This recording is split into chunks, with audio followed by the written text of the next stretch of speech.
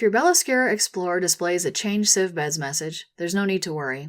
Your concentrator is still working properly. This is simply a reminder that your sieve beds are nearing the end of their lifespan and should be replaced within 30 days. To order replacement sieve columns, just contact our service department at 1-866-696-9558. We'll make sure you receive them in plenty of time so there's no interruption in your oxygen therapy. Replacing the sieve beds can be completed in just a few minutes and there's no tools required. First, power off your concentrator and remove the battery.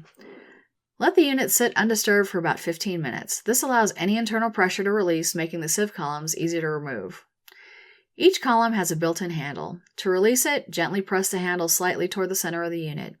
This will disengage a small locking tab so that you can lift the handle. Once released, pull the columns straight out. Your replacement column will arrive with rubber protectors on the connector ports. Leave these in place until you're ready to install, and when ready, simply remove and discard the protectors. To install the new column, position it with the handle facing the outer edge of the concentrator.